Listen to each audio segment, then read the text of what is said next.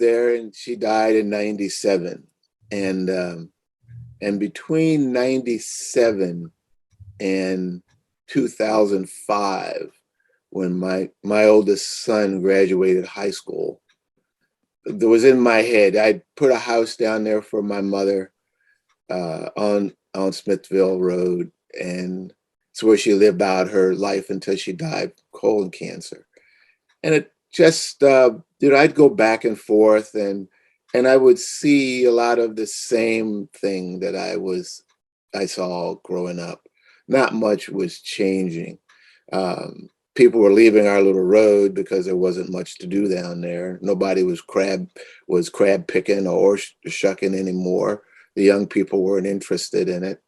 And then as we got closer to my own son's high school graduation here in Montgomery County, I just started thinking about the plight of these kids. I'm just looking at my son who grew up so differently than I did. Yeah. And thinking about those kids that were in Cambridge were sitting in this pretty much the same plight that I had set in.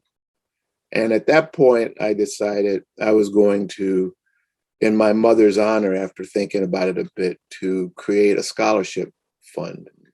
And in 2005, my wife and I gave out 5 $1,000 scholarships to see if we could get some kids started, just a kickstart, that somebody cares about you. Yeah. At the same time, around here, I'm here in Montgomery County, I'm involved in a college access, which kind of was what motivated me, was a college access program called College Tracks. I chair the board of that. And we spend a lot of time and energy working with these young people. And one of the things that really stuck out to me is, why aren't they going to school? Why aren't they motivated? And when I came to recognize, even around here, one, very little confidence in themselves, no one showing any confidence in them, and basically not being comfortable in the academic environment. Every time they turned around, somebody's looking at them thinking they had done something wrong, even when they had. And just trying to have them build a different confidence that they had became one of the things I wanted to do. So I came down every year and I talked to the kids, and they filled out applications, and I spent time just trying to understand what they were doing, and became clear to me after a bunch of years that I needed to do something sooner, something earlier in their lives, because one was struggling trying to find enough kids to give the money to.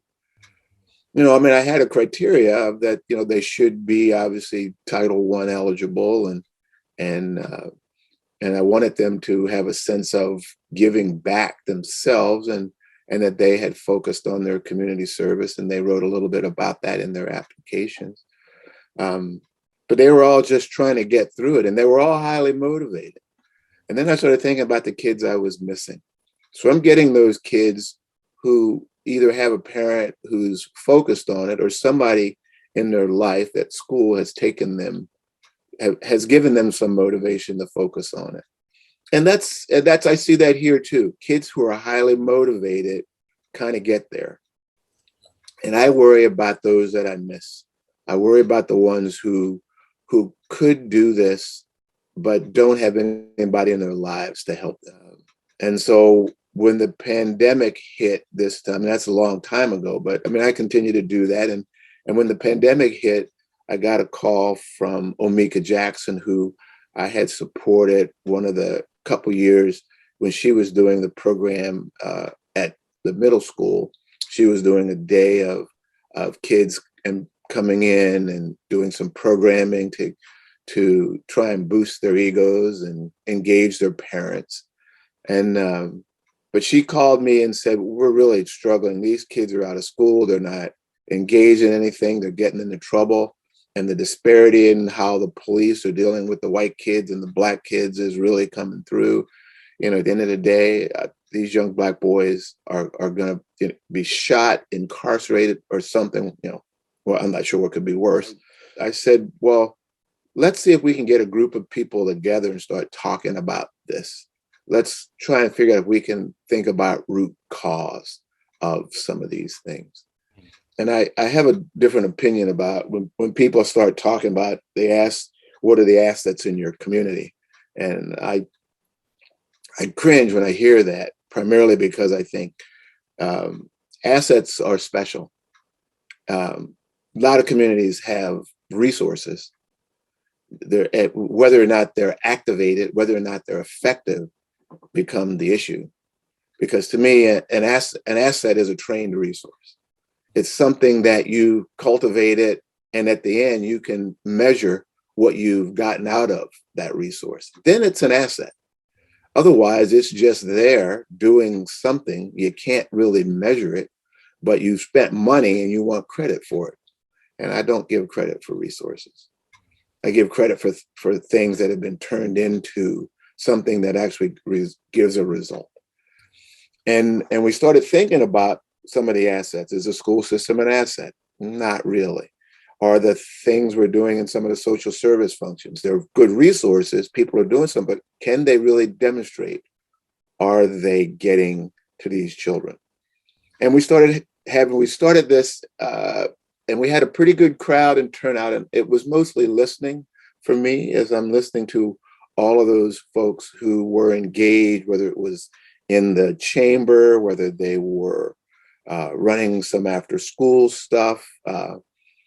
And I ended up doing the course of that, running into a couple of folks I had met earlier, Jamil, who you probably run into, John Wyatt, who you probably run into. And the work they were doing was something I could relate to. I mean, they were trying to put some tools in to help measure. And what it came clear to me is there were a number of nonprofits who were in the mix, but couldn't really get their hands on money, so resources.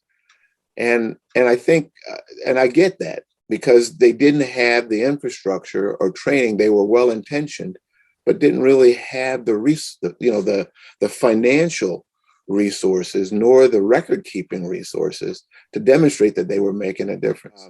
What I was trying to figure out is I didn't want to create something that was going to be another nonprofit competing with nonprofits that were there. I wanted to try and create something that could support the nonprofit community that existed and help them build capacity as a result of interacting with them and figuring out what they were trying to achieve, where their weaknesses are, and asking them to have fierce conversations about what they were good at and what they weren't good at. That's still a work in progress. They're still not all there. I had a conversation with Addie Eckert, and I was talking to her throughout this, and she came to a couple of meetings, and she said, there's a guy, Chris Wheatledon, who's moved back to the area. You ought to talk to Chris.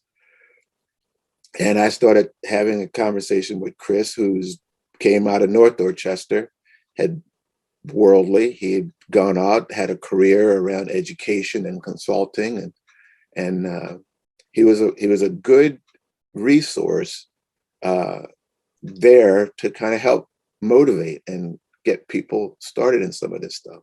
And at the time when we started, it was myself, Omika, and Steve Rideout. And we were going through that set of conversations and trying to figure out things we could do and get people going, trying to find some money to start some programming. And lo and behold, we managed to get a couple things going. And then the events that came along when this shooting happened there, just again demonstrated the need for the kinds of work that's going on there, getting these kids into programming that keeps them from, having 15 and 16-year-olds locking horns with weapons. The community's response to it was interesting. There didn't appear to be, there was the same kind of noise that came out generally around this. And we started talking about how do we use this as an opportunity to bring the community together to talk about this. And when I said community, I wasn't speaking of just the African American community. This is a Cambridge problem, and that the white community and the Black community should be outraged by this, and they should ask collectively for a response from public safety and from the education components of this, let alone social services.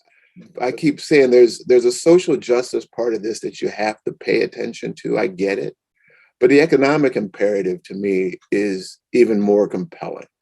And I say that because if we don't get these young people into opportunities that they can create a family sustaining wage, then they become burdens on the tax system, uh, and on the community, because we're going to pay for them one way or another.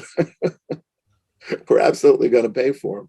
So why not try to, while you've got them mostly captive in the school system, to try and do that? Whether we make that transition from early childcare through pre-K and the kindergarten into, third grade, where the testing starts, and then we start to see the disparities at that point. And oftentimes, it may be too late for some of those kids, and we've got to get them. We got to get the community realizing that that's the investment and where we have to invest. Where we are now is trying to, again, create a conversation where it really becomes a conversation, not talking heads, but listening to people in the community talk about what the issues are. And then after we get through that, to listen to what they've said, and then start to create some groups where we can work on what solutions might look like to that. I tell you, Dave, there is just so little trust in this community, and it's been that way for a very, very long time. And I think the politics of it perpetuates it a bit.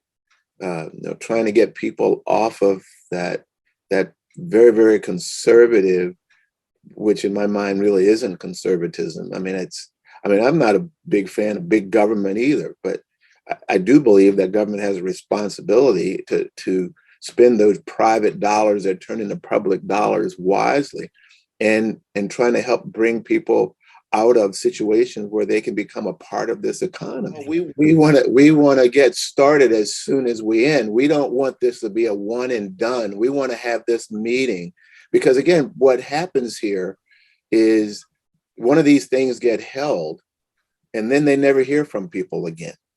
And so we're trying to get our schedule such that we have our second meeting ready to go after we finish the first one. Put a timeline on ourselves and says, in 2 weeks, we're going to be back at you with another meeting talking about this.